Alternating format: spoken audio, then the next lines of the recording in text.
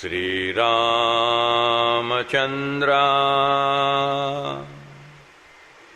करुणासमुद्रा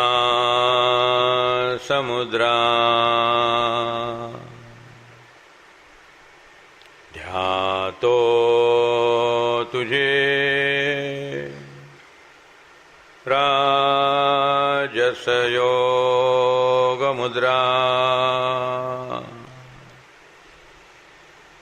नेत्री नयरे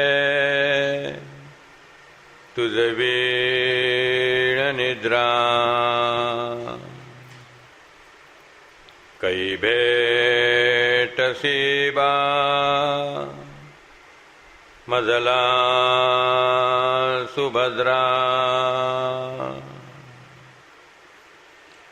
शुका सारिखे पूर्ण वैराग्य जाचे वसिष्ठा परी ज्ञान योगेश्वराचे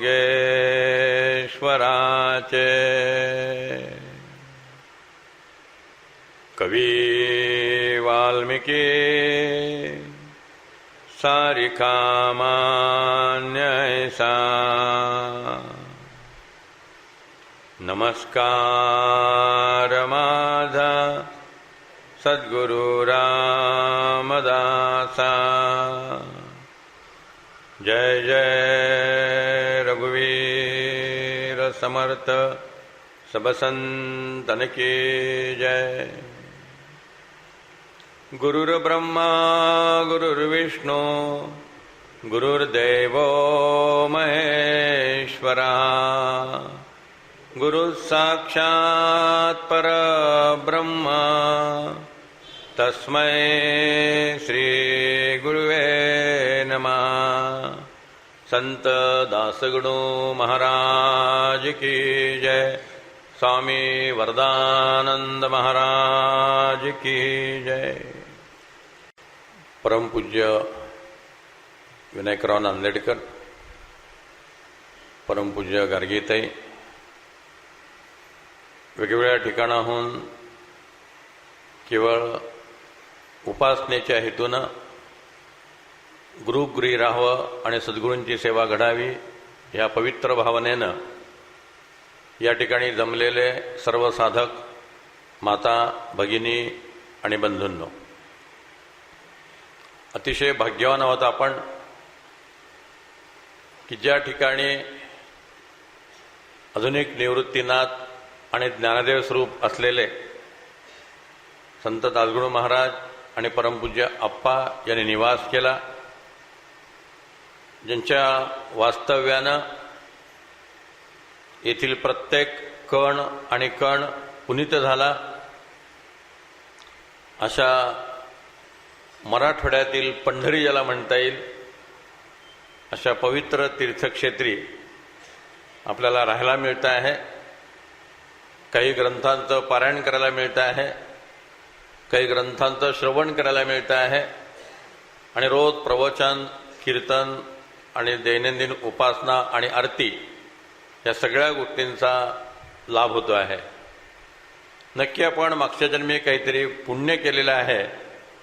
समर्थांनी शिवतरघडीचं वर्णन करताना म्हटलंय, विश्रांती पावती तेथे जावया पुण्य पाहिजे. काहीतरी पुण्य असेल तर तिथं जायला मिळेल, पुण्याचा साठा प्रचंड असेल तर राहायला मिळेल.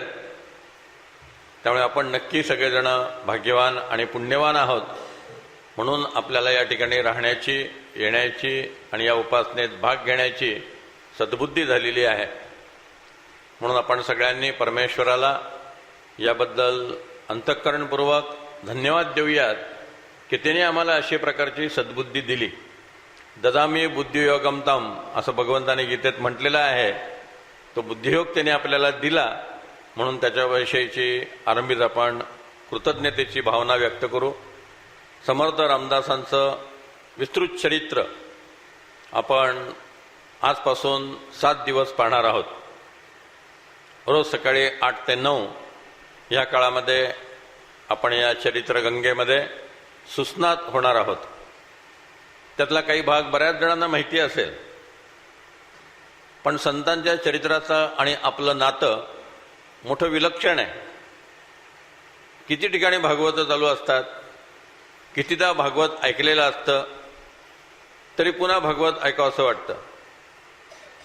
रामकथा सगळ्यांना माहिती आहे, तरी गीत रामायण लोकप्रिय झालं.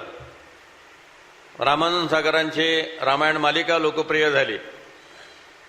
आजही ती मालिका रिपीटेडली पुन्हा पुन्हा माणसं पाहत राहतात. शिवचरित्र पुन्हा पुन्हा आपण ऐकत राहतो. संतांच्या चरित्राचं आणि आपलं नातं हे सूर्य आणि चंद्रासारखं आहे. सूर्य रोज उगवला म्हणून कधी कोणाला कंटाळा येत नाही. चंद्र आकाशात रोज दिसला म्हणून कोणाला कधी त्याचा कंटाळा येत नाही. चंद्र बोर झालाय, सूर्य बोर झालाय असं आपण कधी ऐकलं नाही. संत चरित्राचं आणि आपलं नातं हे सूर्यचंद्रासारखं आहे. आणि म्हणून समर्थांच्या चरित्राचं चिंतन राष्ट्राच्या हितासाठी अत्यंत आवश्यक आहे. स्वामी विवेकानंदांचं एक सुंदर वचन आहे. स्वामी विवेकानंदांनी प्रश्न उपस्थित केला की जेव्हा तुम्ही एखाद्या देशाचा इतिहास सांगता आणि अभ्यासता, त्या तुम्ही काय अभ्यासता? त्या देशातल्या मुठभर थोर पुरुषांचं चरित्र म्हणजे त्या देशाचा इतिहास असतो. रामाचं चरित्र, कृष्णाचं चरित्र, आचार्य चाणक्यांचं चरित्र, निवृत्ती, ज्ञानदेव, सोपान, मुक्ताबाई या बहीण भावंडांचं चरित्र, ज्ञानेश्वर, समर्थ रामदास, संत तुकाराम महाराज, संत नामदेव, संत एकनाथ यांचं चरित्र म्हणजे ह्या राष्ट्राचा इतिहास आहे. कारण त्यांचं चरित्र हे आपल्या सगळ्या भारतीय संस्कृतीचं प्रतिबिंब आपल्याला पाहायला मिळतं. अशा प्रकारचं आहे. राम आणि कृष्ण हे भारतीय संस्कृतीचे दोन डोळे आहेत असं स्वामी गोविंददेवगिरींनी म्हटलेलं आहे. रामायणाशिवाय आणि महाभारताशिवाय आम्हाला आमचा सांस्कृतिक ठेवा काय आहे ते लक्षात येणार नाही. आणि म्हणून संतांची चरित्र ही त्याच धर्तीची, त्याच तोडीची असल्यामुळे आपण समर्थ चरित्राचं चिंतन 7 दिवस करणार आहोत. समर्थ रामदासांच्या चरित्राचं चिंतन करण्यापूर्वी आधीची जी परंपरा आहे आणि आधीची जी देशस्थिती आहे त्याचं आज आपण थोडं अवगाहन करणार आहोत. संत ज्ञानेश्वर महाराजांच्या काळापर्यंत ह्या देशामध्ये अतिशय सुंदर असे राज्यकर्ते होते. अत्यंत तेजस्वी अशी आपली परंपरा होती. ज्ञानेश्वर महाराजांच्या काळामध्ये देवगिरी ही राजधानी होती आणि रामदेवराव यादव त्या ठिकाणी राज्य करत होता. ज्ञानेश्वरीच्या 18व्या अध्यायामध्ये ज्ञानेश्वर माऊलींनी या रामदेवराव यादवाच्या राज्याचं वर्णन रामराज्य या शब्दात केलेलं आहे. 7व्या शतकापासून तर 13व्या शतकापर्यंत आपली जी परंपरा आहे, आपला जो इतिहास आहे, आपली जी विलक्षण प्रगती आहे त्याबद्दल श्रीमंत बाबासाहेब पुरंदरे त्यांच्या शिवचरित्रामध्ये लिहितात की 7व्या शतकापासून 13व्या शतकापर्यंत महाराष्ट्रात ऊन जे पडत होतं ते सोन्याचं ऊन पडत होतं. इथं पाऊस जो पडत होता तो मोत्यांचा पाऊस पडत होता. इथं घोडे जेव्हा धावत होते तेव्हा जमिनीतनं केशराचा धूर आणि धूळ वरती उडत होती. फुलांवरती दव जे पडत होतं ते अत्तराचं दव पडत होतं. बाबासाहेब वर्णन करतात की स्त्रिया नद्यांच्या काठी कपडे धुत असत. ते कपडे धुत असताना त्यांच्या हातातल्या ज्या सोन्याच्या बांगड्या आहेत त्या घासून घासून नद्यांचे काठ सोनेरी झाले होते. कशा प्रकारचं वैभव महाराष्ट्रामध्ये होतं ते बाबासाहेबांनी त्यांच्या चरित्रामध्ये, शिवचरित्रामध्ये वर्णन केलेलं आहे. मला आश्चर्य हे वाटतं की ज्ञानेश्वर महाराज जेव्हा ज्ञानेश्वरी लिहित होते त्याच वेळेला अल्लाउद्दीन खिलजी महाराष्ट्रावर आक्रमण करण्याची तयारी करत होता. ज्ञानेश्वर महाराजांना जर आपण निवृत्तीवादी हा शिक्का मारायचं ठरवलं तर त्यांनी भगवद्गीता हा प्रवृत्तीपर ग्रंथ का स्वीकारला? त्यांना ब्रह्मसूत्राचं भाष्य लिहिता आलं असतं, त्यांना दशोपनिषदांचं भाष्य लिहिता आलं असतं, स्वतःचा स्वतंत्र एक निवृत्ती प्रधान ग्रंथ त्यांना निर्माण करता आला असता. पण अर्जुनाला युद्धाला प्रवृत्त करणारा, अर्जुनाला दुष्टांत निर्दालन करण्यास प्रवृत्त करणारा, राक्षसांचा संहार झाल्याखेरीज सज्जनांना सुखाने जगता येणार नाही अशा प्रकारचा आक्रमक विचार सांगणारा भगवद्गीतेसारखाच ग्रंथ ज्ञानदेवांनी का निवडला? दोनके ज्ञानेश्वर महाराज त्या ग्रंथाचा विस्तार करून सूचित करत होते की भावी काळामध्ये आता हिंदूंना स्वतःच्या रक्षणासाठी लढावं लागणार आहे. आणि बरोबर 1292 साली ज्ञानेश्वरीचं लेखन पूर्ण झालं आणि 1293 साली अल्लाउद्दीन खिलजीचं पहिलं आक्रमण महाराष्ट्रावरती झालं. ज्ञानेश्वर महाराजांनी देह ठेवला, त्याच्या आधी देवगिरी पडलेली होती. 1296 साली ज्ञानेश्वर महाराजांनी देह ठेवला आणि त्याच्या आधी देवगिरीवरती अल्लाउद्दीन खिलजीचा हिरवा झेंडा फडकायला सुरुवात झालेली होती. रामदेवराव यादवने प्रयत्न केला. त्याचा मुलगा शंकरदेव यादव 8000 सैन्य घेऊन बाहेर मोहिमेवरती गेला होता आणि त्याच वेळेस अल्लाउद्दीन खिलजी प्रचंड फौज घेऊन आला आणि त्याच वेळेस त्याने अशी एक वावडी उठवली की हे सैन्य फार थोडं आहे, पाठीमागून दिल्लीहून फार मोठी फौज येते आहे. रामदेवराव यादव पराभूत झाला, दोघांमध्ये तह झाला. त्या तहामध्ये 600 किलो सोनं द्यायचं, 700 किलो हिरे आणि माणकं द्यायची, 1000 किलो चांदी द्यायची आणि 4000 पोती वेगवेगळ्या प्रकारच्या मौलिक वस्तू त्याला द्यायच्या असा करार झाला. आणि तेवढ्यात शंकरदेव यादवला वाटते ते कळलं की रामदेवरावावरती हल्ला केलेला आहे आणि अल्लाउद्दीन खिलजीने देवगिरी ताब्यात घेतलेली आहे. 8000 सैन्यानिशी शंकरदेव यादव अल्लाउद्दीन खिलजीवरती तुटून पडला. त्यावेळेस जर रामदेव यादव किल्ल्यातनं बाहेर पडला असता तर अल्लाउद्दीन खिलजीच्या सगळ्या सैन्याचं सँडविच झालं असतं. इकडून रामदेव यादवाचा हल्ला, तिकडून शंकरदेव यादवांचा हल्ला, मधल्यामध्ये त्या सैन्यांची अशी सशेहोलपट झाली असती की त्यांची लांडगेतोड करणं यादवांना अगदी शक्य होतं. स्वातंत्र्यवीर सावरकरांनी सद्गुण विकृती हा शब्द वापरलेला आहे. सज्जनतेचा अतिरेक हा सुद्धा एक फार मोठा दोष आपल्या संस्कृतीमध्ये, आपल्या लोकांच्या मध्ये आहे. अति चांगुलपणा. जेव्हा गांधीची हत्या झाली तेव्हा बर्नार्ड शॉनं पंडित नेहरूंना तार पटवली, to be too good is very bad. अति चांगलं असणं हे सुद्धा काही वेळेला राष्ट्रहिताच्या दृष्टीनं अति वाईट ठरतं. इथे रामदेव यादवाला असं वाटलं की आपण नुकताच तह केलेला आहे, त्याच्याशी करार केलेला आहे, आता त्याच्याशी लढायला नको. त्यांनी शंकरदेवला निरोप पाठवला की तह झालेला आहे, तू आता त्याच्याशी लढू नको. पण शंकरदेवाने मुसंडी मारली, तो लढत राहिला, तो पराक्रमाने लढत होता. तेवढ्यात जे 1000 पठाण गस्तेसाठी वेसेवरती ठेवलेले होते ते सगळे 1000 पठाण यांच्यावरती रामदेवावरती तुटून पडले, शंकरदेववरती. तेव्हा शंकरदेवला आणि रामदेवना असं वाटलं की ती जी दिल्लीहून मोठी फौज यायची होती ती आलेली दिसतीये. घाबरून शंकरदेवचं सैन्य पळायला लागलं. स्वतः शंकरदेव पळून गेला. बऱ्याचशा सैन्यांची लांडगेतोड झाली आणि आता अल्लाउद्दीन खिलजीनं त्या करारामध्ये आणखी एक भर घातली की रामदेवरावांची कन्या ज्येष्ठा पल्ला ही सुद्धा मला मिळाली पाहिजे. ज्येष्ठा पल्ला सुद्धा द्यावी लागली. अशा प्रकारे ज्ञानेश्वरीचं लेखन संपत असताना अल्लाउद्दीन खिलजीनं हल्ला केलेला आहे आणि देवगिरीवरला भगवा झेंडा उतारला आणि तिथे हिरवा चांद फडकायला लागला. थोड्या दिवसानंतर शंकरदेवचा स्वाभिमान पुन्हा जागा झाला.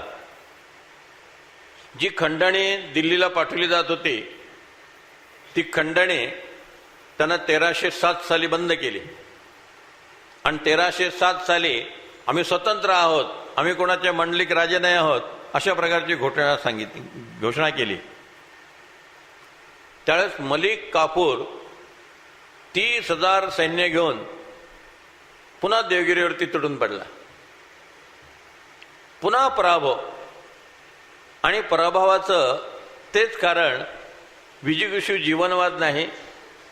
आणि सर्वात मोठा धोका जेव्हा मलिक काफूर किंवा अल्लाउद्दीन खिलजी देवगिरीवरती तुटून पडत होते तेव्हा बाकीचे राजे काय करत होते? बाकीचे हिंदू राजे काय करत होते? त्यांना वाटत होतं आमचा त्याच्याशी काही संबंध नाहीये, हे रामदेव यादवचं आणि त्यांचं भांडण आहे. पण पुढे हे लोक तुमच्यावरही तुटून पडणार आहेत. काश्मीर गेल्यानंतर ते काही शांत बसणार आहेत का? काश्मीर घेतलं गेले तेव्हा आम्हाला पंजाब पाहिजे, आम्हाला गुजरात पाहिजे, आम्हाला राजस्थान पाहिजे. ते कॅन्सर सारखं आहे. जेव्हा संभाजी ब्रिगेडच्या लोकांनी समर्थांना शिव्या द्यायला सुरुवात केली, वारकरी मंडळींना वाटलं की आता आपल्याशी काही संबंध नाही आहे, समर्थ संप्रदायाशी संबंध आहे. पुढे त्या लोकांनी ज्ञानेश्वर महाराजांना शिव्या द्यायला सुरुवात केली, एकनाथ महाराजांना शिव्या द्यायला सुरुवात केली, मग सावरकरांना शिव्या द्यायला सुरुवात केली, टिळकांना शिव्या द्यायला सुरुवात केली, झाशीच्या राणीला शिव्या द्यायला सुरुवात केली. तेव्हा लक्षात आलं की हा प्रश्न समर्थांचा फक्त नाही आहे, हे डायरेक्ट हिंदू संस्कृतीवरती आक्रमण आहे, हे डायरेक्ट ब्राह्मण समाजावरती आक्रमण आहे. पण हे कळेपर्यंत बराच वेळ निघून गेला. ज्ञानेश्वर महाराजांची निंदा, तुकाराम महाराजांची निंदा, आमचा याच्याशी संबंध नाही हे जे आम्ही गृहीत धरतो तिथं सर्वात पहिल्यांदा आम्ही फसतो. म्हणून समर्थांनी अखंड सावधानता सांगितली. अखंड सावधान असावे, दुश्चित्त कदापि नसावे, तजविजा करिता बैसावे, एकांत स्थळी अंतर्मुख होऊन चिंतन केलं पाहिजे. जेव्हा रामदेवराव यादववरती अल्लाउद्दीन खिलजी किंवा मलिक काफूर हल्ले करत होते तेव्हा जर सगळे हिंदू संघटित झाले असते आणि सगळ्या हिंदू राजांनी त्याच वेळेत जर रामदेव बाबांना मदत केली असती तर अल्लाउद्दीन खिलजी पुन्हा महाराष्ट्रात येऊ धजला नसता, त्याने हिंमतच केली नसती. 1307 साली पुन्हा प्रचंड रणकंदन झालं. रामदेव यादवांना अटक करण्यात आली.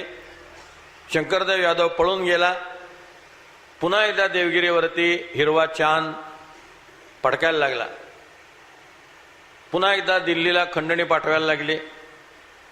5 वर्षानंतर रामदेवराव यादव मरण पावला आणि शंकरदेव यादव गादीवर बसला.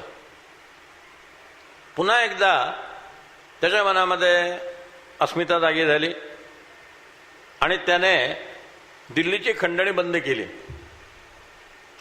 पुन्हा मलिक काफूर 30,000 फौज घेऊन देवगिरीवर चालून आला. पुन्हा पराभव. पुन्हा बाकीचे हिंदू राजे तटस्थ, आमचा याच्याशी काही संबंध नाही आहे, हे यादवांचं आणि त्यांचं काहीतरी खाजगी प्रकरण आहे. पुन्हा शंकरदेवचा पराभव झाला. शंकरदेव मारला गेला. 1312 साली पुन्हा एकदा देवगिरी पराधीन झालं. शेवटचा प्रयत्न 1317 साली हरपालदेव यादवने केला. हा रामदेवराव यादवांचा जावई होता. जेव्हा हरपालदेव यादवाने खंडणी बंद केली, देवगिरीवरती भगवा झेंडा फडकायला लागला आणि पुन्हा त्याने आपलं लष्कर सुसज्ज केलं, तेव्हा अल्लाउद्दीन खिलजीनं आपला अत्यंत दुष्ट मुलगा कुतुबुद्दीन खिलजी याच्याबरोबर प्रचंड फौज पाठवली आणि पुन्हा त्यांनी महाराष्ट्रावरती हल्ला केला. चौथ्यांदा आम्ही पराभूत झालो. एकच कारण, सावधानता नाही. आधीच्या युद्धापासून आम्ही काही शिकलो नाही, लष्कर वाढवलं नाही, नवीन अस्त्रशस्त्र आम्ही खरेदी केली नाही. सध्या तरी काय चाललेलं आहे, कसाब सारखी 10 माणसं येतात, ताज हॉटेलचा ताबा घेतात, आमचं 2,500 लष्कर त्यांना वेढा घालतं.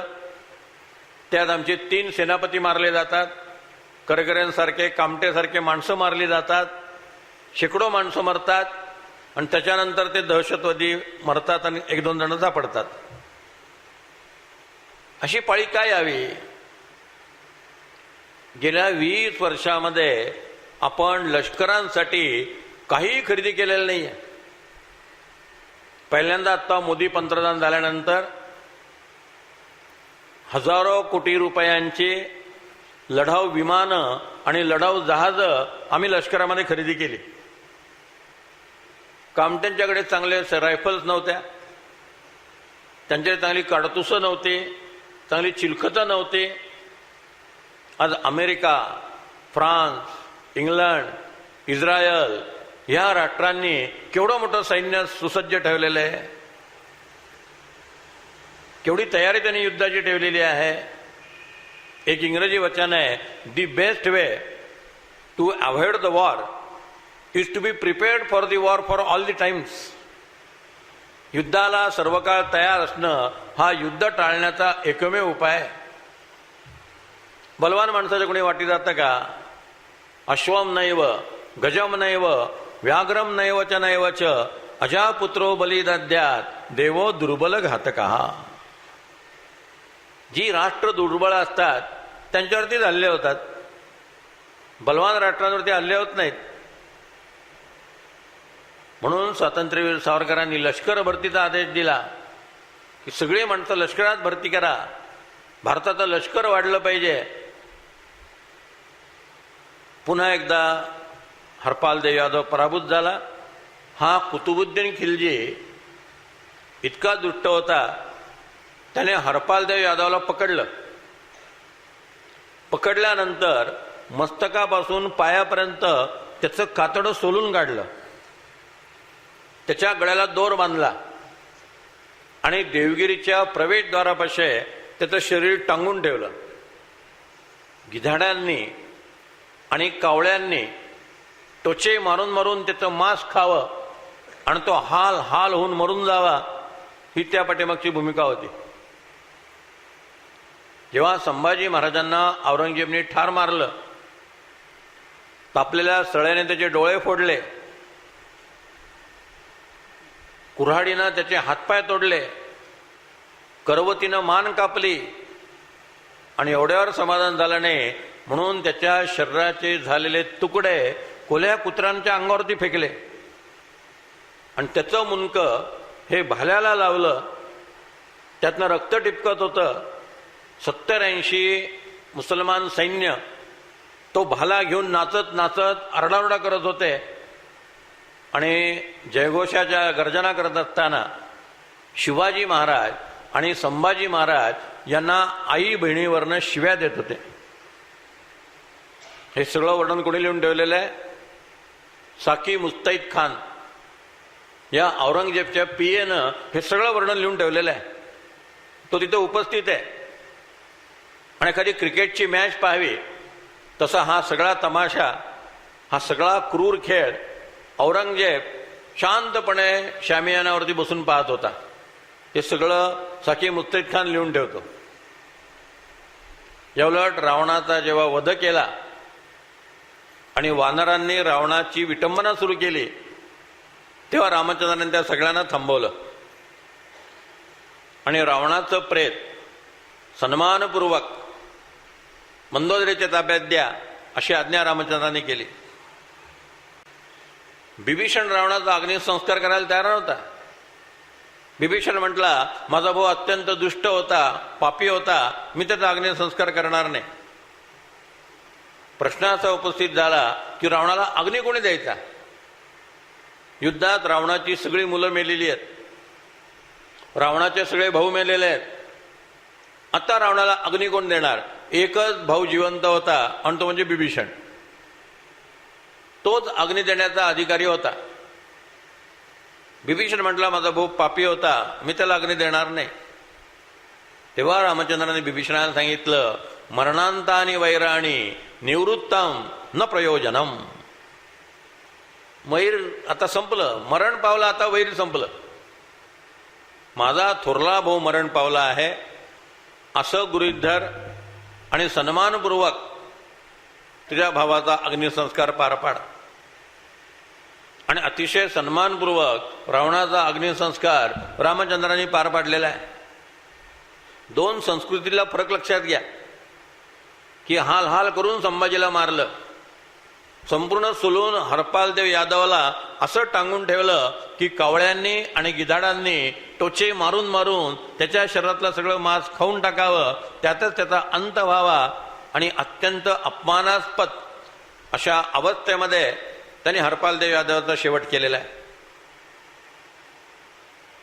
दोन संस्कृतीमध्ये जी जमीन आसमानाचं अंतर आहे ते या ठिकाणी दिसतंय. तुम्ही म्हणाल ह्या पूर्वीच्या गोष्टी आहेत, आता काय चाललंय? इसिस काय करत आहे? कितीतरी लोकांच्या कत्तली चालल्या आहेत, किती महिलांच्या कत्तली चालल्या आहेत. इराक, इराण, अफगाणिस्तान इथं काय चाललंय? आणि ते संकट भारतावर येणार नाही असं गृहीत धरून शांत झोपायचं का? समर्थाने प्रश्न विचारलाय, अग्नगृहासी लागला आपण सावकाश निजेला, तो कैसा म्हणावा भला आत्महत्यारा. परवा ब्रिटनच्या पंतप्रधानांनी सांगितलं की इजिप्तचं आक्रमण ब्रिटनवरती सुद्धा होऊ शकतं आणि सगळ्या जगाला या दहशतवादी संघटनांपासून धोका आहे. कोण याचा विचार करतं? समर्थाने जे शब्द वापरले आहेत, म्लेंछ दुर्जन उदंड, मुस्लिम आक्रमकांसाठी समर्थ म्लेंछ असा शब्द वापरतात. म्लेंछ दुर्जन उदंड, बहुता दिसांचे माजले बंड, या कारणे अखंड सावधान असावे. बहुता दिसांचे म्हणजे किती? 300 वर्षाचे. 1317 सालापासून तर 1630 सालापर्यंत, शिवाजी महाराजांच्या जन्मापर्यंत 300 वर्ष हे अत्याचार सतत सुरू आहेत. गायींचे हंबरडे, तरण्या तठ्या मुलींच्या किंकाळ्या या महाराष्ट्राच्या आसमंतात सगळीकडे दुमदुमत होत्या. दिन दिन दिन अल्लाहू अकबर अशी गर्जना करत 700-800 पठाण कुठल्याही गावामध्ये प्रवेश करत असत. त्या पठाणांनी गावात प्रवेश केला की घाबरून घरातल्या बाया बापड्या पळून जात असत. जीव मुठीत धरून त्या पळत असत. त्यातल्या ज्या तरण्या ताठ्या मुली आहेत त्यांना हे घोड्यावरनं पकडत असत, त्यांच्यावर अत्याचार करत असत. जी तरुण मुलं मध्ये येतील त्यांचे हातपाय तोडले जात होते. अशा पद्धतीनं महाराष्ट्र, बाबासाहेब पुरंदरे म्हणतात, रक्तामध्ये न्हाऊन निघत होता.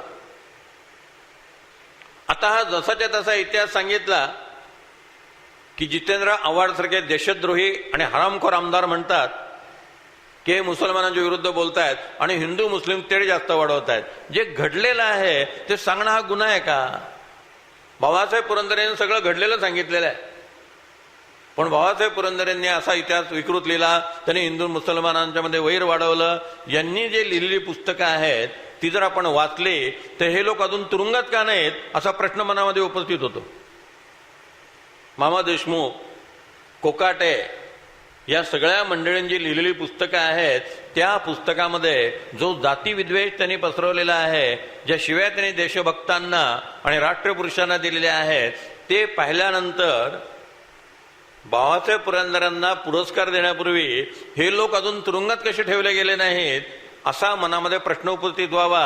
ही वस्तुस्थिती आहे. किती वर्णनं लिहून ठेवलेली आहेत आणि केवळ भारतीय प्रवाशांनी नाही, परदेशी लोकांनी लिहून ठेवलेली वर्णन आहेत. टॅव्हर्नियर हा फ्रेंच प्रवासी भारतामध्ये आला 1665, म्हणजे शिवाजी महाराज आणि रामदास स्वामी यांच्या काळातच तो भारतात आलेला आहे. मध्य प्रदेशात कोलार असला तो आहे. गावाबाहेर एका झाडाखाली बसून तो बासरी वाजवतोय. तेवढ्यात त्याने काही घोड्यांच्या टापांचा आणि आरडाओरडा असा ऐकला. त्यांनी पाहिलं, त्याच्या लक्षात आलं 50 पाऊणशे लोक घोड्यावरनं येत आहेत आणि पुढे एक हत्ती आहे. तो झटकन झाडावर चढला आणि बसून राहिला की काय घडतंय. समोर रामाचं मंदिर होतं. टॅव्हर्नियरने लिहून ठेवलेलं आहे की ते सगळे लोक आले, ते सगळे पठाण होते. त्यांनी ते संबंध मंदिर तोडलं. हत्तीला सोंडेत मूर्ती दिल्यानंतर ती मूर्ती कशी फोडायची याचं ट्रेनिंग दिलेलं होतं. राम, लक्ष्मण, सीता आणि हनुमान या सगळ्या मूर्ती फोडल्या गेल्या. अफगाणिस्तानामध्ये काय झालं? लोक जेव्हा म्हणतात ना हे पूर्वी घडलेलं आहे, आता कुठे आहे? अहो, आता अफगाणिस्तानमध्ये बुद्धांच्या सगळ्या मूर्ती फोडल्या गेल्या. काही 150-150 फूट उंचीच्या भगवान बुद्धांच्या मूर्ती माणसाला फोडणं शक्य नव्हतं. तिथं सुरुंग लावण्यात आले, तोफा फेकण्यात आल्या आणि तोफा फेकून त्या मूर्ती फोडून टाकण्यात आल्या. चीन सारख्या बौद्ध राष्ट्राने विनंती केली होती की त्या मूर्ती तुम्हाला नको असतील तर तुम्ही आम्हाला देऊन टाका, आम्ही त्या मूर्ती सांभाळू. कोणाचंही त्यांनी ऐकलं नाही. सगळ्या मूर्ती फोडून टाकल्या. आज हैदराबादमध्ये ज्या ठिकाणी मुस्लिम बहुल भाग आहे त्या ठिकाणी देवीची आरती बंद पडलेली आहे. रामनवमीचा उत्सव आम्ही होऊ देणार नाही आणि रामनवमीची मिरवणूक काढू देणार नाही असं ओबीसीने सांगितलं होतं. सुदैवाने 1.5 लाख हिंदू एकत्र आले आणि त्या 1.5 लाख हिंदूंनी ठरवलं की आम्ही रामनवमी मिरवणूक काढणार म्हणजे काढणार. आणि ते 1.5 लाख लोक हिंदू एकत्र आलेले पाहिले आणि ओबीसीने माघार घेतली आणि मग रामनवमीची मिरवणूक निघाली. याचा अर्थ ज्या ज्या ठिकाणी त्यांची संख्या वाढणार आहे, ज्या ज्या ठिकाणी त्यांचं सामर्थ्य वाढणार आहे, त्या त्या ठिकाणी तुमच्या यात्रा बंद होणार आहेत, तुमचे उत्सव बंद होणार आहेत. हा त्यांचा हिडन अजेंडा आहे. हिडन सुद्धा नाही आहे, ओपन अजेंडा आहे. हिडन म्हणायची सुद्धा काही गरज नाही आहे. त्यांचा हिडन अजेंडा आज जे संभाजी ब्रिगेडचे लोक आपल्याला अनुकूल आहेत ते उद्या मुसलमान करणं हा त्यांचा हिडन अजेंडा आहे. पुण्यामध्ये संभाजी ब्रिगेडच्या प्रत्येक आंदोलनामध्ये पुण्यातल्या सगळ्या मुस्लिम संघटना सहभागी होतात. थोडं दूरदृष्टीने विचार करा काय चाललंय. बाबासाहेब पुरंदरेंना महाराष्ट्र भूषण पुरस्कार देऊ नका यासाठी जो मोर्चा काढला त्यात संभाजी ब्रिगेडच्या बरोबर सगळ्या मुस्लिम संघटना होत्या. आपल्यापैकी जे लोक युट्यूबवरली भाषणं ऐकत असतील किंवा वेगवेगळ्या वेबसाईटवरल्या भाषणांच्या क्लिप्स पाहत असतील त्यांनी पाहिलं असेल संभाजी ब्रिगेडतर्फे मोहम्मद पैगंबर जयंती साजरी केली जाते. त्यांचे लोक मोहम्मद पैगंबरावरती बोलतात. एक भाषण मी ऐकलं, पाटील नावाचा एक मराठा मनुष्य बोलत होता. त्याने मोहम्मद पैगंबर आणि कुराणाचं कौतुक केलं, हिंदू धर्माची भरपूर निंदा केली आणि त्यात त्यांनी सांगितलं की इस्लामचा हा संदेश जर मुसलमान लोकांनी पसरवला नाही तर हे काम गैर इस्लामी लोक करतील असं मोहम्मद पैगंबर म्हणाला होता. तुम्ही मला व्याख्यानाला बोलावून पैगंबराचं हे वचन सत्य केलेलं आहे आणि समोरचे मुसलमान लोक टाळ्या वाजवून त्याचं स्वागत करत होते. किती आमचं अधपतन झालेलं आहे, किती आम्ही गाफील आहोत, किती आपण बेसावध आहोत. म्हणजे समर्थांच्या काळामध्ये ते झालं ते आता विसरून जा असं म्हणायची सोय राहिली नाही. इतकी भयानक परिस्थिती आत्ता आहे. कुठल्या क्षणी पाकिस्तानचे दहशतवादी भारतात घुसतील, कुठल्या क्षणी इसिसचे दहशतवादी भारतात घुसतील आणि भारताची स्मशानभूमी करतील सांगता येत नाही. आम्ही शस्त्रसज्ज असणार आहोत की नाही. टॅव्हर्नियरने लिहून ठेवलंय. माझ्या देखत ते मंदिर पाडलं गेलं. सर थॉमस रो हा जर्मन प्रवासी भारतामध्ये आलेला आहे. 1658 सालचा एक अनुभव त्यांनी दिलेला आहे. त्याचा मुक्काम दिल्लीला होता. मोहम्मद अली हा दिल्लीचा न्यायाधीश होता. त्या मोहम्मद अलीचा जो पाहुणा होता तिथं थांबला होता. सर थॉमस रोनी लिहिलंय, तो जेव्हा मोहम्मद अलीची गप्पा मारत होता तेवढ्यात मोहम्मद अलीचा पीए आला. त्याने मोहम्मद अलीला सांगितलं 100 हिंदू यात्रेला निघालेले आहेत, त्यांच्याबरोबर संन्याशी आहे, तो नेता आहे आणि त्या संन्याशाच्या हातात तलवार आहे. आम्हाला हे सगळं प्रकरण भयंकर वाटतंय, काय करायचं? सर थॉमस रो लिहितो, माझ्याशी गप्पा मारत असताना मोहम्मद अलीने त्याला सांगितलं की त्या 100 हिंदूंच्या माना कापून टाका आणि त्यांचा जो पुढारी आहे त्याला पिसाळलेल्या कुत्र्याच्या पिंजऱ्यामध्ये फेकून द्या.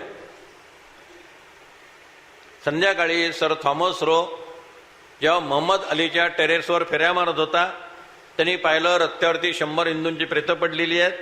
त्यांच्या माना कापल्यामुळे त्यातनं सांडलेलं रक्त रस्त्यावरती ओघळत आहे. पलीकडे एक लोखंडी पिंजरा आहे, त्यात 10-12 पिसाळलेली कुत्री आहेत आणि ती पिसाळलेली कुत्री त्या संन्याशाला फाडून फाडून खातायत. परवा बातमी होती, 500 लोकांना इजिप्तच्या माणसांनी असं रांगेत बसवलं आणि गोळ्या झडून 500 लोकांना ठार केलं. म्हणजे ज्यांना वाटत असेल की हा जुना इतिहासाचा सांगू नका, त्यांच्यासाठी मी सांगतोय, त्याहून भयानक आक्रमण सध्या आहे, त्याहून भयानक परिस्थिती सध्या आहे. हैदराबादचा काँग्रेसचा खासदार ओवेसी आपल्या भाषणात सांगतो की 15 मिनिटं तुम्ही पोलीस बाजूला करा, आमचे 25 कोटी मुसलमान 100 कोटी हिंदूंना कापून काढतील. आणि त्याच्यावरती IBP माझा चर्चा घेत नाही, त्याच्यावरती IBN लोकमत चर्चा घेत नाही. मोदीने एखादं वाक्य बोललं की लगेच त्याच्यावरती चर्चा. हिंदूंच्या बाबतीत एखादी गोष्ट घडली की लगेच 4 माकडं टीव्हीवरती बोलवायचे, लगेच चर्चा घ्यायची आणि ते प्रश्न विचारणारे प्रसन्न जोशी सारखे आणि निखिल वागळे सारखे जे देशद्रोही माणसं असतात, ते अशी प्रश्न विचारतात की त्या प्रश्नांचं उत्तर हे सरकारच्या विरुद्ध असेल, मोदींच्या विरुद्ध असेल, हिंदूंच्या विरुद्ध असेल, असं उत्तर त्याच्याकडनं वदवून घ्यायचं, अशा त्या प्रश्नांचा रोख असतो.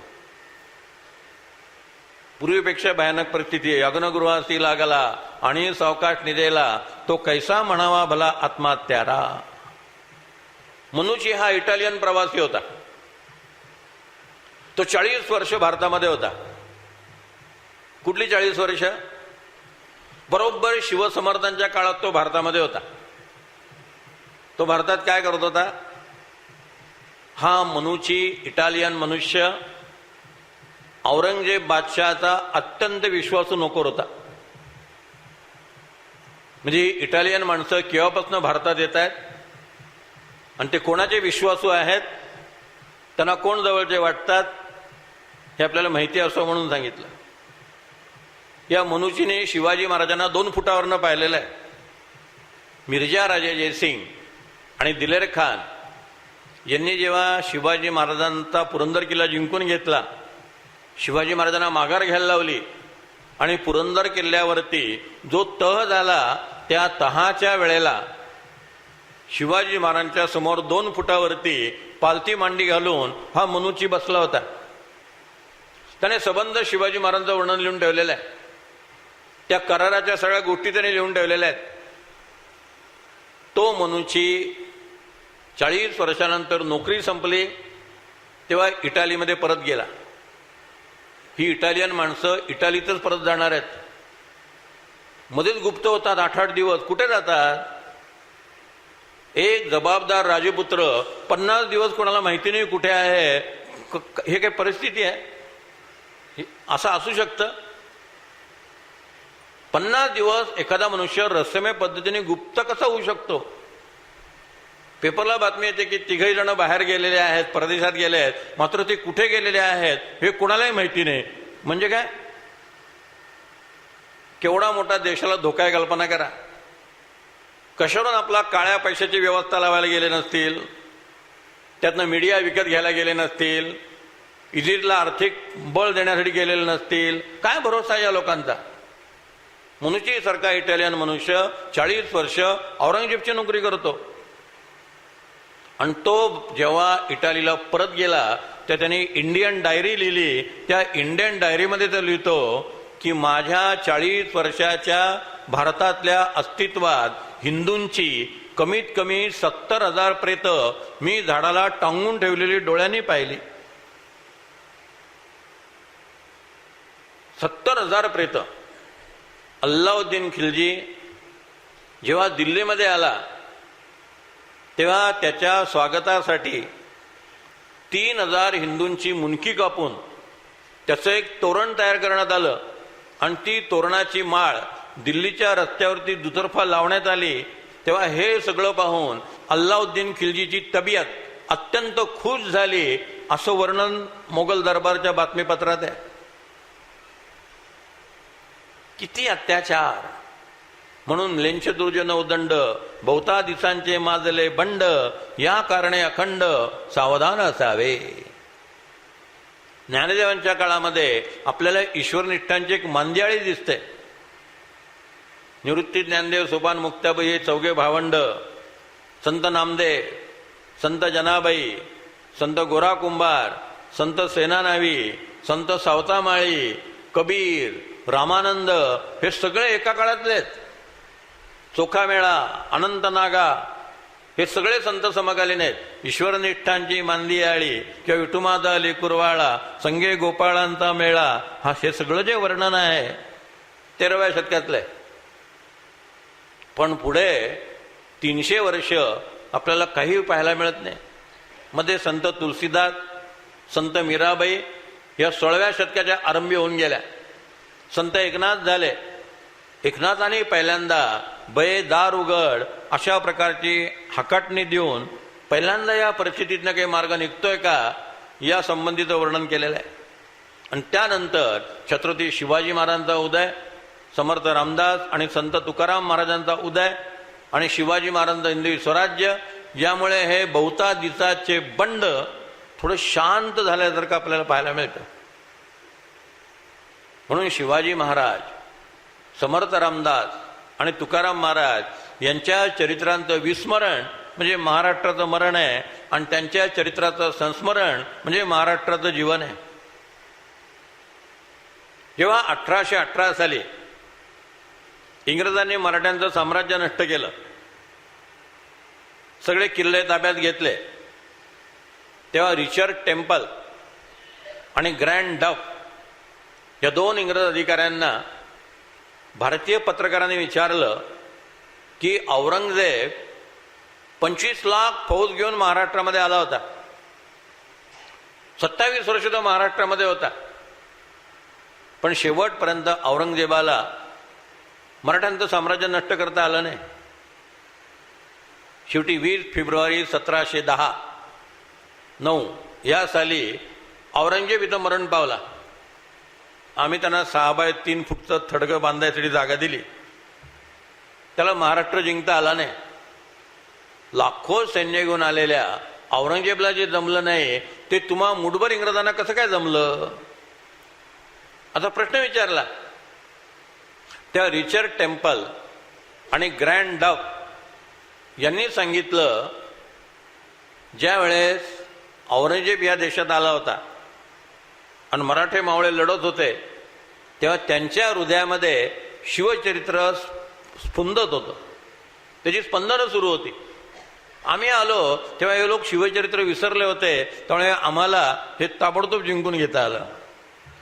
मग या पार्श्वभूमीवरती समर्थांचे वर्णन केलंय. शिवरायाचे 8वे रूप, शिवरायाचा 8वा साक्षेप, शिवरायाचा 8वा प्रताप, भूमंडळी, शिवरायाचे कैसे बोलणे, शिवरायाचे कैसे चालणे, शिवरायाचे सलगी देणे कैसे असे, शिवरायास 8वावे, जीवन तृणत मानावे, इलोकी परलोकी उरावे, कीर्ती रूपे या समर्थांच्या ओव्या किती मौलिक आहे ते आपल्या लक्षात येतं. मग अशा सगळ्या या परिस्थितीमध्ये समर्थ रामदास, संत तुकाराम आणि छत्रपती शिवाजी महाराज यांचं अवतरण झालेलं आहे. 1608 ते 1682 हा समर्थ रामदासांचा कालखंड. 1608 ते 1650 हा तुकाराम महाराजांचा कालखंड आणि 1630 ते 1680 हा शिवाजी महाराजांचा कालखंड. ज्या कुळात समर्थ रामदासांचा जन्म झाला ते ठोसर घराणं या दहशतवादाच्या लाटेने भरडलं गेलेलं आहे. समर्थांचे मूळ पुरुष कृष्णाजी पंत ठोसर हे 9व्या शतकापर्यंत कर्नाटकात बिदरला होते. यावनी अत्याचाराला कंटाळून त्याने कर्नाटक सोडलं आणि ते महाराष्ट्रामध्ये आले. बीड, परभणी या भागामध्ये कृष्णाजी पंत स्थिरावले. कृष्णाजी पंतांना 4 मुलं झाली. त्यांच्या अखत्यारीमध्ये 48 गावं कुलकर्णीपणाची होती. 14 मुलांना त्यांनी 12 गावं वाटून दिली आणि मग त्यांना 5वा मुलगा झाला, तो दशरथ पंत. पण कृष्णाजी पंतांनी आपल्या सगळ्या इस्टेटीची विल्हेवाट केलेली असल्यामुळे आणि निवृत्ती स्वीकारली असल्यामुळे दशरथ पंत जेव्हा मोठे झाले, 14-15 वर्षाचे झाले, त्यांचं लग्न झालं, तेव्हा कृष्णाजी पंत दशरथ पंतांना म्हणाले की तुम्ही असं करा, तू हे बाकीचे जे 4 भाऊ आहेत त्यांच्याकडनं 2-2 गावं मागून घे आणि 8 गावांचं कुलकर्णीपण तू सांभाळ. आता ते 12 गावांचं कुलकर्णीपण सांभाळतायत, त्यांना 10 गावं राहतील, तुला प्रत्येकाकडनं 2-2 गावं मिळतील, तू 8 गावांचा कुलकर्णी होशील. दशरथ पंतांच्या मनात आलं की आपण भावांकडनं काही मागायचं नाही. भावाने दिलं असतं, संबंध चांगले होते, प्रेमाने दिलं असतं, आनंदाने दिलं असतं, त्याला आयुष्यात उभं केलं असतं. पण समर्थाने म्हटलंय असुदे अन्न जेवू नये वडिलांचेही. वडिलांचं सुद्धा आयतं अन्न खाऊ नये. खूप दिवस माझ्या मनात शंका होती की वडिलांचं अन्न मुलगा खाणार नाही तर कोण खाणार. असुदे अन्न जेवू नये वडिलांचेही असं समर्थाने का लिहिलं. वडिलांकडेच मुलगा जेवणार, दुसरीकडे जेवणार. मग वडिलांचं आयतं अन्न खाऊ नये म्हणजे काय. लोकमान्य टिळकांचं चरित्र मी वाचत होतो, नचिकेळकरांनी लिहिलेलं. त्या चरित्रामध्ये टिळकांनी आपल्या मुलाला लिहिलेलं पत्र होतं. त्या पत्रात टिळकांनी मुलाला, टिळक तुरुंगात होते डोंगरीच्या, तिथून त्यांनी मुलाला पत्र लिहिलं, रोज नियमितपणे अभ्यास करत जा आणि व्यायाम करत जा. अभ्यास न करता जेवणं म्हणजे वडिलांचं अन्न फुकट खाणं आहे. असुदे अन्न जेवू नये वडिलांचेही याचा अर्थ विद्यार्थ्याने अभ्यास करावा आणि मग घरात जेवावं. अभ्यास न करता जेवणं म्हणजे फुकट खाणं आहे. आपण इथं आलेलो आहोत, प्रवचनाला बसणार नाही, कीर्तनाला बसणार नाही, जप करणार नाही आणि बरोबर जेवायच्या वेळेस हजर जर आपण झालो तर आपण देवस्थानचं अन्न फुकट खाल्लं. पण आपण जर प्रवचन अटेंड केलं, कीर्तन अटेंड केलं, नामस्मरण केलं, उपासना केली आणि मग जेवायला बसलो तर याचा अर्थ आपण आधी कष्ट केले आणि मग आपला त्या प्रसादावरती हक्क प्राप्त झाला. उलट समर्थ आणखीकडे म्हणतात, श्वश्रुगृही वास करी तो एक मूर्ख. जसं वडिलांचं अन्न आयतं खाऊ नये तसं सासऱ्यांचं सुद्धा आयतं खाऊ नये. रघुवंशामध्ये तो कौत्स्य मुनी रघुकडे पैसे मागायला आला. मठाला देणगी पाहिजे होती, शिक्षण संस्था होती आणि त्या शिक्षण संस्थेला पैसे देणं हे राजाचं कर्तव्य असायचं. आता ग्रँड देतात, त्या काळात दान द्यायचे, म्हणून ते ग्रँड मागायला आला. आणि त्यावेळेस रघुकडे पैसे नव्हते. नुकताच यज्ञ केला होता आणि त्यात सगळा दानधर्म करून संपवून टाकलं होतं. रघुची बायको रघुला म्हणाली, मी माझ्या माहेरनं पैसे घेऊन येऊ का. रघु म्हणाला, नाही, वंडरफुल आयडिया, घेऊन या. सासरचे पैसे आणायचे आणि त्यातनं दानधर्म करायचा. समर्थ म्हणतात, श्वश्रुगृही वास करी तो एक मूर्ख, किंवा परस्थळी करी बहुभोजन तो एक मूर्ख. जातोय आणि फुकट खायला मिळतंय म्हणून भरमसाठ खातोय, ते सुद्धा चालणार नाही. दशरथ पंतांनी विचार केला की माझं कर्तृत्वानं मी माझं कुलकर्णी पण निर्माण करेन. त्याने बीड परभणी सोडलं आणि ज्याला आता आपण जाम म्हणतो त्याला त्यावेळेस वडगाव नाव होतं. त्या वडगावला ते आले. तिथे का गवळी माणसाने त्याला मदत केली. लक्ष्मण गवळी नावाचा एक मनुष्य होता. त्याला त्यांनी सांगितलं की मला या गावामध्ये कुलकर्णीपण करायचं आहे, तर काही संधी आहे का. त्याने सांगितलं चला मी तुमच्या पाठीशी उभा राहतो. ह्या गवळ्याच्या मदतीनं दशरथ पंतांनी मौजे जाम, मौजे आसनगाव यासह स्वतःची 12 गावं निर्माण केली आणि त्या 12 गावांचं कुलकर्णीपण त्यांनी केलं आणि तो ग्रामाधिकारी म्हणून जांबेमध्ये स्थिरावला. आणि त्या दशरथ पंतांच्या परंपरेत समर्थ रामदासांचा जन्म झालेला आहे. आपण जगायचं असेल तर स्वाभिमानाने जगलं पाहिजे. आयतं वडिलांकडून मागायचं नाही. मी माझ्या कर्तृत्वाने मोठा होईल, माझं कर्तृत्व सिद्ध करीन. अशा पद्धतीनं जांबेमध्ये दशरथ पंत स्थिरावले. त्याच परंपरेत समर्थांचे वडील सूर्याजी पंत ठोसर आणि समर्थांची राणूबाई हे तिथे जांबेमध्ये आहेत. या घराण्याची परंपरा अशी आहे की वडिलांनी मुलाला अनुग्रह द्यायचा. पण सूर्याजी पंत 3-4 वर्षाचे होते तेव्हा त्यांचे वडील त्र्यंबक पंत हे मरण पावले. त्यामुळे सूर्याजी पंतांना अनुग्रह मिळालाच नाही. वडिलांनी मुलाला द्यायचा, अनुग्रह द्यायचा ही परंपरा सूर्याजी पंतांच्या वेळेला पहिल्यांदा खंडित झाली. सूर्याजी पंतांनी आपलं कुलकर्णीपण सुरू केलं. त्यांचा विवाह झाला राणूबाईंशी. संसार व्यवस्थित सुरू होता. सूर्याजी पंतांना दुःख या गोष्टीचं होतं की त्यांना अनुग्रह मिळालेला नव्हता. समर्थांनी दासबोधामध्ये सद्गुरू लक्षणाचा समास लिहिण्याच्या आधी गुरुनिश्चय नावाचा समास लिहिला. आपल्या जीवनात गुरु असावेत असा निश्चय आधी झाला पाहिजे. त्याला समर्थ म्हणतात सद्गुरुविना दुःख सकळ, सद्गुरुविना तळमळ जाणार नाही. आपल्या जीवनात सद्गुरू असले पाहिजेत. अशा प्रकारची मनामध्ये तळमळ निर्माण झाली पाहिजे. आणि ती तळमळ सूर्याजी पंतांना निर्माण झाली.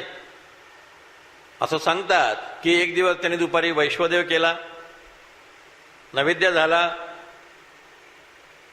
पूजा अर्चा सगळी झाली आणि गोग्रास घेण्यासाठी ताटामध्ये अन्न घेतलं आणि बाहेर गाईला देण्यासाठी ते आले. केवढी आमची संस्कृती महान होती बघा, की मी जे अन्न तयार करतो आहे त्याच्यावर माझा एकट्याचा अधिकार नाही. भगवंताने गीतेमध्ये 3ऱ्या अध्यायात म्हटलेलं आहे, जे फक्त स्वतःसाठी अन्न शिजवत असतात ते पाप ग्रहण करत असतात. आपल्या कहाण्या आहेत, करारे आकारे पिटारे डांगोरा. नगरात कोणी उपाशी आहे का बघा, जेवणापूर्वी कोणाला तरी अन्न द्यायचं. अतिथीचा भाग, गाईचा भाग, कुत्रं मांजरं घरामध्ये असतील तर त्या कुत्र्या मांजरांना काहीतरी द्यायचं, सगळ्या प्राण्यांना द्यायचं. म्हणजे मुलगी जिथं असते आसाममध्ये तिच्या सासूरवाडीला कबुतरांना सुद्धा भात दिला जातो. बदकं येतात, कबूतर घरामध्ये येतात, त्यांची शेती आहे. सकाळी सकाळीच कबूतर आणि बदकं घरामध्ये येतात, मग तो शिजलेला भात त्यांना सुद्धा द्यायला लागतो. मग शेळ्या घरामध्ये आहेत, गायी आहेत, त्या सगळ्यांच्या जेवणाची व्यवस्था करायला लागते. मी मिळवलेल्या संपत्तीवरती माझा एकट्याचा अधिकार नाहीये, हे सगळ्यांचं आहे. केवढी आमची उदात्त संस्कृती आहे.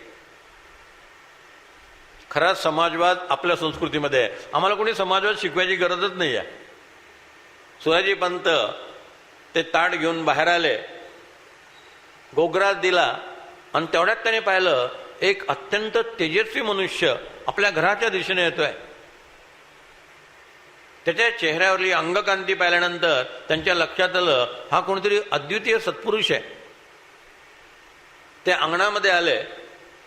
गिरीधर स्वामींनी समर्थ प्रतापात लिहिलेलं आहे की त्या काळात जांबेत जर कोणी साधू संन्यासी आला तर त्याचं सगळं आदरातिथ्य हे सूर्याजी पंतांच्या घरी व्हायचं. गावातले लोक सांगायचे तुम्ही तिथे ठोसरांच्या वाड्यात जा, तिथं तुम्हाला सगळं मिळेल, जेवण खाण राहणं सगळी व्यवस्था तुमची तिथं होईल. त्यानुसार हा साधू पुरुष आला. सूर्याजी पंतांनी त्यांना साष्टांग प्रणिपात केला आणि विनंती केली की आपण घरात जर जेवायला आलात तर नैवेद्य झालाय, वैश्वदेव झालाय, गोग्रास दिलेला आहे, अतिथीचं पान आम्ही ठेवलेलं आहे, आपण घरात येऊन ते अन्न ग्रहण करावं आणि आम्हाला उपकृत करावं. आमच्या इथं दाना पाठीमागे ही भावना होती की दान घेतल्याने जो देतो तो उपकृत होतो. म्हणजे आम्ही दुसऱ्याला दिलं हे त्याच्यावर उपकार केलेले नाही आहेत. स्वामी विवेकानंद म्हणतात, मदत हा शब्द तुमच्या शब्दकोशातनं काढून टाका. तुम्ही मदत करणारे कोण? तुम्ही दुसऱ्यावरती उपकार करणारे कोण? परमेश्वर त्या माणसाच्या रूपाने तुमच्या जीवनात आला आणि त्याने तुमची सेवा स्वीकारली, याबद्दल स्वतःला कृतार्थ आणि धन्य समजा. म्हणून आमच्या इथं डाव्या हाताने दिलेलं दान उजव्या हाताला कळता कामा नये अशी म्हण तयार झाली. मी कोण देणार? हे सगळं परमेश्वराचं आहे. इदम न मम. त्याने आत विनंती केली, त्यानुसार ते पुण्यपुरुष घरामध्ये आले, जेवण झालं, ते तृप्त झाले. सूर्यजी पंतांनी हात जोडून विनंती केली की आपण कोण आहात आणि आपलं स्वरूप काय आहे ते कृपा करून मला सांगा. तर त्या सत्पुरुषाने सांगितलं, मी प्रत्यक्ष भगवान सूर्यनारायण आहे. मी जर माझ्या रूपात प्रकट झालो असतो तर माझं तेज तुमच्या चर्मचक्षूंना सहन झालं नसतं. म्हणून मी या रूपामध्ये आलेलो आहे. तुम्ही अनेक वर्ष माझी सेवा करत आहात. समर्थांच्या घराण्यामध्ये सूर्योपासना होती. स्वतः सूर्याजी पंत रोज 1200 सूर्यनमस्कार घालत असत. आमच्याकडे सूर्यनमस्कार हा नुसता व्यायामाचा प्रकार नव्हता, तर तो एक उपासनेचा भाग होता. त्या उपासनेद्वारा भक्ती पण घडत होती आणि शक्ती पण घडत होती. म्हणजे भक्ती शक्तीचा संगम सूर्यनमस्कारामध्ये होता. त्यांनी सांगितलं, तुमच्या सेवेवर तुम्ही प्रसन्न झालेलो आहे, तृप्त झालेलो आहे आणि म्हणून मी तुमचं आज अन्न ग्रहण केलं. तुमची काय इच्छा असेल ते मागा. सूर्याजी पंतांनी प्रार्थना केली की अनेक वर्ष मी उपासना करतो आहे, माझ्या जीवनात सद्गुरू नाही आहेत, मला रामाचं दर्शन व्हावं आणि रामांनी अनुग्रह द्यावा अशी माझी इच्छा आहे. सूर्याजी पंत म्हणाले, यंदाच्या रामनवमीला तुम्हाला रामदर्शन होईल आणि रामाचा अनुग्रह प्राप्त होईल. आशीर्वाद दिला. आता सूर्यजी पंत रामनवमीची वाट पाहत राहणार. राणूबाईंना त्या तेजस्वी पुरुषाने सांगितलं की आपली काही इच्छा असेल तर आपण मागा. विवाह होऊन 20-22 वर्ष झालेली आहेत. सूर्यजी पंत आणि राणूबाई यांना संतती नाही आहे. राणूबाईंनी एकदा 1603-4 साली जेव्हा त्या गोदा स्नानाला गेल्या होत्या, तेव्हा गोदावरीला प्रार्थना केली होती की मला जर मुलगा झाला तर मी गंगाधर असं त्याचं नाव ठेवीन, तू मला मुलगा दे. आणि त्यानंतर आता पहिल्यांदा हे सत्पुरुष म्हणत होते की तुमची काय इच्छा असेल ते सांगा. आता नवऱ्याने भक्ती मागून घेतली, रामाचं दर्शन मागून घेतलं, आपण मुलगा दे असं कसं म्हणायचं? पण राणूबाई अत्यंत हुशार. ती सूर्यनारायण म्हणाली की महाराज, आमच्या घरामध्ये ही जी सूर्योपासना आणि रामोपासना चाललेली आहे ती अनेक पिढ्या चालू राहावी अशीच तुम्हाला प्रार्थना आहे. मग तिने मुलगा मागून घेतला, नातू मागून घेतला, पंतू मागून घेतला. आज भूषण स्वामी 10वी पिढी आहे, 11वी पिढी आहे. 11 बहु 11 काय 11 कळेचे ना, ते 11वी पिढी म्हणजे भूषण स्वामी आहे.